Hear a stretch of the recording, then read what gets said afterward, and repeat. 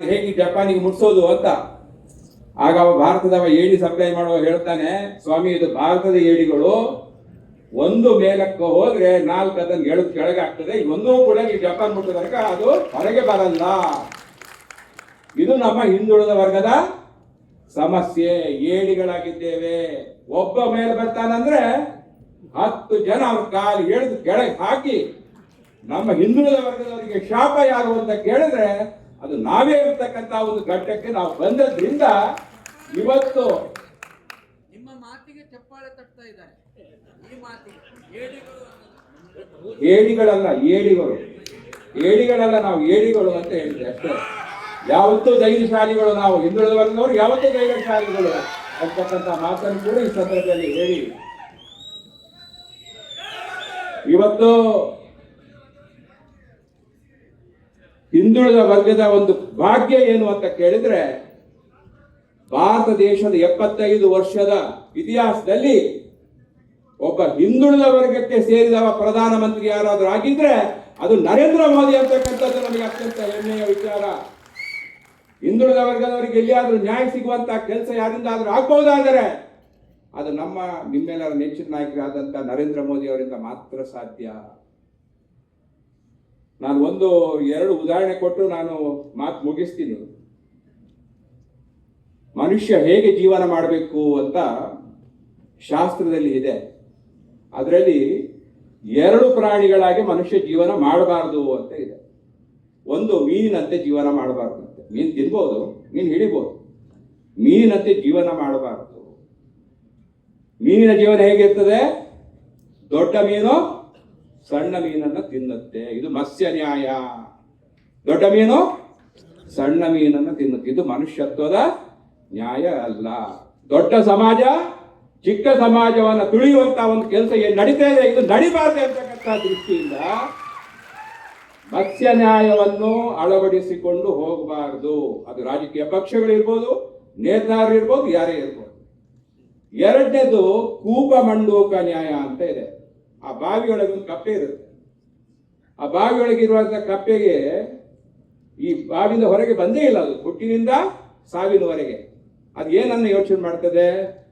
ಬಾವಿಯೇ ಪ್ರಪಂಚ ಅಂತ ಯೋಚನೆ ಮಾಡ್ತದೆ. ನಂದಿದು ಬಾವಿ ಏನಿದೆ ಅದೇ ಪ್ರಪಂಚ ಅಂತ. ನಮ್ಮ ಹಿಂದುಳಿದ ವರ್ಗದ ಸಮಸ್ಯೆ ಏನಂದ್ರೆ, ನಾವು ಎಲ್ಲವನ್ನೂ ತಿಳ್ಕೊಳ್ಳಿಕ್ಕೆ, ಜಾಗೃತಿ ಆಗ್ಲಿಕ್ಕೆ ಹೋಗೋದಿಲ್ಲ. ಕೂಪ ಮಂಡೂಕವಾಗಿ ನಮ್ಮ ಬಾವಿಯೊಳಗೆ ನಾವಿದ್ದು ಇದೇ ನಮ್ಮ ಪ್ರಪಂಚ ಅಂತ ಹೇಳಿಸ್ಕೊಂಡು ಹೊರಗೆ ಬರುವಂತ ಪ್ರಯತ್ನವನ್ನ ಮಾಡೋದಿಲ್ಲ. ಇವತ್ತು ನಾನು ಒಂದು ಉದಾಹರಣೆ ಕೊಡ್ತೀನಿ. ಕೋಟಾ ಶ್ರೀನಿವಾಸ ಪೂಜಾರಿ ಇಲ್ಲಿದ್ದಾರೆ. ಒಬ್ಬ ಗ್ರಾಮ ಪಂಚಾಯತ್ ಸದಸ್ಯನಾಗಿ ಅವರ ಜೀವನವನ್ನ ಪ್ರಾರಂಭ ಮಾಡಿ, ಗ್ರಾಮ ಪಂಚಾಯತ್ ಉಪಾಧ್ಯಕ್ಷನಾಗಿ, ತಾಲೂಕು ಪಂಚಾಯತ್ ಸದಸ್ಯನಾಗಿ, ಜಿಲ್ಲಾ ಪಂಚಾಯತ್ ಸದಸ್ಯನಾಗಿ, 4 ಬಾರಿ MLC ಆಗಿ, 4 ಬಾರಿ ಮಂತ್ರಿಯಾಗಿ, 2 ಬಾರಿ ವಿರೋಧ ಪಕ್ಷದ ನಾಯಕನಾಗಿ, ಒಮ್ಮೆ MP ಆಗ್ತಾರೆ. ಬಹಳ ಶ್ರೀಮಂತಿಕೆಯ ಒಂದು ಹಿನ್ನೆಲೆ ಇರ್ತಕ್ಕಂಥ, ರಾಜಕೀಯ ಕೌಟುಂಬಿಕದ ಹಿನ್ನೆಲೆ ಇರ್ತಕ್ಕಂಥ ವ್ಯಕ್ತಿ ಅಲ್ಲ. ಇವತ್ತು ನಾವು ಹಿಂದುಳಿದ ವರ್ಗದವರು ಸ್ಥಾನಮಾನಗಳನ್ನ ಹೇಗೆ ಪಡಿಬೇಕು ಎಂಬುದನ್ನು ನಾವು ಯಾರಿಂದಾದ್ರೂ ಕಲಿಬಹುದಾಗಿದ್ರೆ, ಆ ಬುದ್ಧಿವಂತಿಕೆ ಅದು ಕೋಟಾ ಶ್ರೀನಿವಾಸ ಪೂಜಾರಿಯಿಂದ ಕಲಿಬೇಕು ನಾವು. ನಾನು ಉಡುಪಿ ಚಿಕ್ಕಮಗಳೂರಿಗೆ BJPಯಿಂದ ಆಕಾಂಕ್ಷಿ ಆಗಿದ್ದೆ, MP ಟಿಕೆಟ್ಗೆ. ಬಹಳಷ್ಟು ಸುತ್ತಾಟ ಎಲ್ಲ ಮಾಡಿದೆ. ಕೊನೆ ಗಳಿಗೆಗೆ ನೋಡುವಾಗ ಕೋಟಾ ಶ್ರೀನಿವಾಸ ಪೂಜಾರಿ ಅಭ್ಯರ್ಥಿಯಾಗಿ ಬರ್ತಾರೆ. ನನಗೆ ಗೊತ್ತೇ ಇಲ್ಲ, ಅಂದ್ರೆ ಅವರಿಗೂ ಪಾಪ ಗೊತ್ತಿರ್ಲಿಕ್ಕಿಲ್ಲ, ಪಕ್ಷ ಅವರನ್ನು ಆಯ್ಕೆ ಮಾಡಿದೆ. ಅವರನ್ನ ಯಾವಾಗ ಆಯ್ಕೆ ಮಾಡಿದೆ ಮರುಕ್ಷಣವೇ ನಾನು ಕೋಟಾ ಶ್ರೀನಿವಾಸ ಪೂಜಾರಿಗೆ ಫೋನ್ ಮಾಡಿ ಸಂಪೂರ್ಣವಾಗಿ ನಿಮ್ಮ ಜೊತೆಗೆ ಇರ್ತೀನಿ, ನಿಮ್ಮನ್ನು ಗೆಲ್ಲಿಸುವಲ್ಲಿ ನಾನು ಪ್ರಯತ್ನ ಮಾಡ್ತೀನಿ ಅಂತಕ್ಕಂಥ ಮಾತನ್ನು ಹೇಳಿದೆ. ಮರುದಿವಸವೇ ಅವ್ರಿಗೆ ಟಿಕೆಟ್ ಸಿಕ್ಕಿದ ಮರುದಿವಸ ನಾನು ಮನೆಗೆ ಬರ್ತಾರೆ. ಉಡುಪಿ ಚಿಕ್ಕಮಗಳೂರು ಲೋಕಸಭಾ ಕ್ಷೇತ್ರದ ಪ್ರಚಾರ ಸಮಿತಿ ಅಧ್ಯಕ್ಷ ನೀನಾಗಬೇಕು ಅಂತ ಹೇಳ್ತಾರೆ. ಆ ಪ್ರಚಾರದ ಜವಾಬ್ದಾರಿಯನ್ನು ನಾನು ವಹಿಸ್ಕೊಳ್ತೀನಿ. ಅವರ ಗೆಲುವಿಗಾಗಿ ಹಗಲಿರುಳು ದುಡಿಯುವಂತ ಒಂದು ಅಳಿಲ ಸೇವೆಯನ್ನು ನಾನು ಮಾಡ್ತೇನೆ. ನನಗೆ ಟಿಕೆಟ್ ಸಿಕ್ಕಿಲ್ಲ, ಕೋಟಾ ಶ್ರೀನಿವಾಸ ಪೂಜಾರಿಗೆ ಟಿಕೆಟ್ ಸಿಕ್ಕಿದೆ, ನಾನು ಕೆಲಸ ಮಾಡಲ್ಲ, ಅವರನ್ನು ಸೋಲ್ಸೋದು ಹೇಗೆ ಅಂತ ನಾನು ಯೋಚನೆ ಮಾಡಿದ್ರೆ, ನಾನು ಹಿಂದುಳಿದ ವರ್ಗದ ವ್ಯಕ್ತಿ ಆಗಲಿಕ್ಕೆ ನಾಲಾಯಕ ಆಗ್ತಿದ್ದೇನೆ. ಇನ್ನೊಬ್ಬ ಹಿಂದುಳಿದ ವರ್ಗದ ನಾಯಕರಿಗೆ ಅವಕಾಶ ಸಿಕ್ಕಿದಾಗ ನಮಗೆ ವಂಚಿತವಾಗಿ ನಾವು ವಂಚಿತರಾದರೂ ಕೂಡ ಅದಕ್ಕೆ ಬೆಂಬಲ ಕೊಡುವಂತಹ ಒಂದು ಸ್ವಭಾವ ನಮ್ಮ ಹಿಂದುಳಿದ ವರ್ಗದ ಸಮಾಜದಲ್ಲಿ ಬರಬೇಕಾಗ್ತದೆ. ಇವತ್ತು ನಾನು ಇಷ್ಟೆಲ್ಲ ಯಾಕೆ ಹೇಳಿದೆ ಅಂದ್ರೆ ಕೋಟ ಶ್ರೀನಿವಾಸ ಪೂಜಾರಿ ದಾರಿ ತಪ್ಪಿ ಮಾತಾಡಿದ್ರು, ಅದಕ್ಕೆ ನಾನು ಸ್ವಲ್ಪ ದಾರಿ ತಪ್ಪಿ ಮಾತಾಡಿದೆ. ಇವತ್ತು ಹಿಂದುಳಿದ ವರ್ಗಕ್ಕೆ ಸಿಗಬೇಕಾದಂತಹ ರಾಜಕೀಯ ಶಕ್ತಿ, ಸಾಮಾಜಿಕ ಶಕ್ತಿ ಮತ್ತು ಎಲ್ಲಕ್ಕಿಂತಲೂ ಹೆಚ್ಚು ಆರ್ಥಿಕ ಶಕ್ತಿ, ಹಿಂದುಳಿದ ವರ್ಗದ ಪ್ರತಿಯೊಬ್ಬ ವ್ಯಕ್ತಿ ಕೂಡ ಆರ್ಥಿಕವಾಗಿ ಬೆಳಿಬೇಕು, ಸಾಮಾಜಿಕವಾಗಿ ಬೆಳಿಬೇಕು, ರಾಜಕೀಯವಾಗಿ ಬೆಳಿಬೇಕು. ಅದು ಎಲ್ಲಿಯವರೆಗೆ ಆಗೋದಿಲ್ವೋ ಅಲ್ಲಿಗೆವರೆಗೆ ಸಾಮಾಜಿಕ ನ್ಯಾಯ ನಮಗೆ ದೊರಕಿದೆ ಅಂತ ಆಗೋದೇ ಇಲ್ಲ. ಸಾಮಾಜಿಕ ನ್ಯಾಯದಿಂದ ನಾವು ಪರ್ಮನೆಂಟ್ ಆಗಿ ವಂಚಿತರಾಗಿರ್ತೇವೆ. ಇವತ್ತು ನರೇಂದ್ರ ಮೋದಿ ಅವರು ಜಾತಿ ಗಣತಿಯನ್ನ ಮಾಡ್ತಾ ಇದ್ದಾರೆ. ಜಾತಿ ಗಣತಿಯ ಪ್ರಥಮ ಫಲಾನುಭವಿ ಯಾರು ಅಂದ್ರೆ ಹಿಂದುಳಿದ ವರ್ಗದವರು, ದೇಶದ ಹಿಂದುಳಿದ ವರ್ಗದವರು. ಎಸ್ಟಿಗಳೆಷ್ಟು ಅಂತ ಲೆಕ್ಕ ಇದೆ. ಮುಂದುವರೆದ ಸಮಾಜಕ್ಕೆ ಇದು ಎಲ್ಲ ಜಾತಿ ಗಣತಿ ಇನ್ನೊಂದು ಮತ್ತೊಂದು ಅಗತ್ಯ ಇಲ್ಲ, ಅವ್ರು ಬೆಳೆದಾಗಿದೆ. ಇನ್ನು ಬೆಳಿಲಿಕ್ಕೆ ಬಾಕಿ ಇರುವುದು ಯಾರು? ಹಿಂದುಳಿದ ವರ್ಗದವರು. ಜಾತಿ ಗಣತಿ ಆದಾಗ ಅದರ ಪ್ರಥಮ ಫಲಾನುಭವಿ ಯಾರಾಗ್ತಾರೆ ಅಂದ್ರೆ ಹಿಂದುಳಿದ ವರ್ಗ ಆಗ್ತದೆ ಅಂತಕ್ಕಂಥ ಮಾತನ್ನ ಹೇಳಲಿಕ್ಕೆ ಬಯಸ್ತೇನೆ. ನರೇಂದ್ರ ಮೋದಿ ಅವರು ಹಿಂದುಳಿದ ವರ್ಗ ಜಾತಿ ಗಣತಿಯನ್ನ ಘೋಷಣೆ ಮಾಡಿದ್ರೆ ಸುಮ್ಮನೆ ಮಾಡಲಿಲ್ಲ.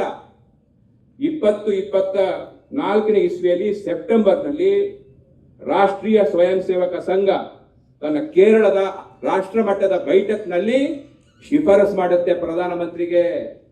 ಜಾತಿ ಗಣತಿ ಆಗಬೇಕು, ಸಾಮಾಜಿಕ ನ್ಯಾಯ ಸಿಗಬೇಕು, ನ್ಯಾಯ ವಂಚಿತರಿಗೆ ಅವಕಾಶ ಆಗಬೇಕು ಅಂತ ಶಿಫಾರಸ್ ಮಾಡಿದರ ಫಲವಾಗಿ ಇವತ್ತು ಜಾತಿ ಗಣತಿ ಆಗ್ತಾ ಇದೆ.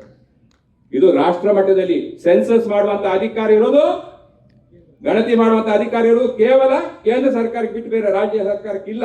ಅವ್ರು ಬರೀ ಸಮೀಕ್ಷೆ ಮಾಡಬಹುದು ಬಿಟ್ಟರೆ ಸೆನ್ಸಸ್ ಮಾಡಕ್ಕೆ ಆಗೋದಿಲ್ಲ. ಯಾಕೆ only have a survey, not a census. ಅದು ಮಾತ್ರ ಕೇಂದ್ರ ಸರ್ಕಾರದ ಪರಮಾಧಿಕಾರ ಅಂತಕ್ಕಂಥದ್ದನ್ನು ನಾವು ಅರ್ಥ ಮಾಡ್ಕೊಳ್ಬೇಕು. 2027ನಲ್ಲಿ ವೈಜ್ಞಾನಿಕವಾಗಿ ಒಂದು ಸರ್ವೆ ನಡೆಯುವಾಗ ಜಾತಿ ಗಣತಿ, ಇನ್ನೊಮ್ಮೆ ಜಾತಿ ಗಣತಿ ಮಾಡ್ತೀನಿ ಅಂತ ರಾಹುಲ್ ಗಾಂಧಿ ಹೇಳಿದ್ದಕ್ಕೆ ಸಿದ್ದರಾಮಯ್ಯ ಹೊರಟಿದಾರಲ್ಲ, ಇದು ಎಷ್ಟರ ಮಟ್ಟಿಗೆ ಹಿಂದುಳಿದ ವರ್ಗದವರನ್ನ ಗೊಂದಲಕ್ಕೆ ಹಾಕುತ್ತೆ ಎಂಬುದನ್ನ ಯೋಚನೆ ನಾವು ಮಾಡಬೇಕಾಗಿದೆ. ಹಿಂದುಳಿದ ವರ್ಗದವರನ್ನ ನಗೆ ಪಟಾಯಿಲೆಗೆ ಈಡು ಮಾಡುವಂತಹ ಸಂದರ್ಭ ಬರಬಾರದು. ಮೊನ್ನೆ ಸಿದ್ದರಾಮಯ್ಯ ಡೆಲ್ಲಿಗೆ ಹೋದ್ರು. ರಾಜ್ಯದ ಮುಖ್ಯಮಂತ್ರಿಗಳು, 6 ಕೋಟಿ ಜನರ ಮುಖ್ಯಮಂತ್ರಿಗಳು, ಪಕ್ಷ ಯಾವುದೇ ಇರ್ಬೋದು, ನಮ್ಮ ಮುಖ್ಯಮಂತ್ರಿ ಯಾವುದಾಗಬಹುದು, ಅವ್ರು ಹೋಗಿ ರಾಹುಲ್ ಗಾಂಧಿಯ ಅಪಾಯಿಂಟ್ಮೆಂಟ್ ಕೇಳಿದ್ರೆ ಅವ್ರಿಗೆ ಅಪಾಯಿಂಟ್ಮೆಂಟ್ ಸಿಗಲ್ಲ. ಅರ್ಥ ಮಾಡ್ಕೊಳ್ಳಿ.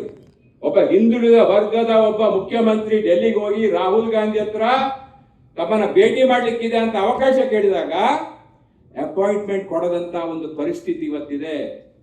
ಈಗ ಏನ್ ಹೇಳ್ತಾರೆ ಸಿದ್ದರಾಮಯ್ಯನವರು, ನಾನು ಹೋದದ್ದು ರಾಜನಾಥ್ ಸಿಂಗ್ ಅನ್ನು ಭೇಟಿ ಮಾಡ್ಲಿಕ್ಕೆ, ರಾಹುಲ್ ಗಾಂಧಿಯನ್ನು ಭೇಟಿ ಮಾಡ್ಲಿಕ್ಕೆ ಹೋದದ್ದಲ್ಲ ಅಂತ ಹೇಳ್ತಾರೆ. ಇವ್ರು ರಾಹುಲ್ ಗಾಂಧಿಯನ್ನು ಭೇಟಿ ಮಾಡ್ಲಿಕ್ಕೆ ಹೋಗದಿದ್ರೆ ಅಪಾಯಿಂಟ್ಮೆಂಟ್ ಕೇಳಿದ ಯಾಕೆ? ರಾಜನಾಥ್ ಸಿಂಗ್ ಅನ್ನು ಭೇಟಿ ಮಾಡಿ ವಾಪಸ್ ಬರಬೇಕಾಗಿತ್ತು. ಕೇಳಿದ ಯಾಕೆ? ಅಪಾಯಿಂಟ್ಮೆಂಟ್ ಸಿಕ್ತಿದ್ರೆ ಹೋಗ್ತಿರ್ಲಿಲ್ವ ರಾಹುಲ್ ಗಾಂಧಿಯನ್ನು ಭೇಟಿ ಮಾಡ್ಲಿಕ್ಕೆ? ಈಗ ಬಂದು ನಾನು ರಾಹುಲ್ ಗಾಂಧಿಯನ್ನ ಭೇಟಿಗೆ ನಾನು ಅವಕಾಶವೇ ಕೇಳಲಿಲ್ಲ ಅಂತಕ್ಕಂಥದ್ದು ಒಂದೇದಾಗಿ. ಸಿದ್ದರಾಮಯ್ಯನಂತವರು ಕೂಡ ಇವತ್ತು ಒಂದು ರೀತಿಯಲ್ಲಿ ಹ್ಯೂಮಿಲೇಷನ್ಗೆ, ಅಂದ್ರೆ ಹ್ಯೂಮಿಲೇಷನ್ ಕನ್ನಡದಲ್ಲಿ ಏನ್ ಹೇಳ್ತಾರೆ, ಅಪಮಾನಕ್ಕೆ ಒಳಗಾಗುವಂತ ಒಂದು ಪರಿಸ್ಥಿತಿ ರಾಹುಲ್ ಗಾಂಧಿ ಅವರ ಕೈಯಲ್ಲಿ ಬಂದಿದೆ, ರಾಹುಲ್ ಗಾಂಧಿಯಿಂದಾಗಿ ಬಂದಿದೆ. ಕಾಂತರಾಜ್ ವರದಿ 165 ಕೋಟಿ ಖರ್ಚು ಮಾಡಿ 10 ವರ್ಷದಿಂದ ಬಾಕಿ ಇದ್ದಂತ ವರದಿಯನ್ನ ಕಸದ ಬುಟ್ಟಿಗೆ ಎಸೆಯಲಿಕ್ಕೆ ಆದೇಶ ಯಾರು ಕೊಡ್ತಾರೆ ಅಂದ್ರೆ ರಾಹುಲ್ ಗಾಂಧಿ ಅವರು ಕೊಡ್ತಾರೆ. ಇದು ಅವರ ಹಿಂದುಳಿದ ವರ್ಗದ ಬಗ್ಗೆ ಎಷ್ಟರ ಮಟ್ಟಿಗೆ ಕಾಳಜಿ ಇದೆ ಅಂತಕ್ಕಂಥದ್ದು ಇಲ್ಲಿ ತೋರಿಸ್ಕೊಡ್ತದೆ. ಹಾಗಾಗಿ ನಾವಿವತ್ತು ಈ ಜನಜಾಗೃತಿ ಸಭೆ ಈಗ ವಿಭಾಗ ಮಟ್ಟದಲ್ಲಿ ಇದೆ, ಇನ್ನು ನಮ್ಮ ಜಿಲ್ಲಾ ಮಟ್ಟದಲ್ಲಿ ಆಗ್ಬೇಕು, ತಾಲೂಕು ಮಟ್ಟದಲ್ಲಿ ಆಗ್ಬೇಕು.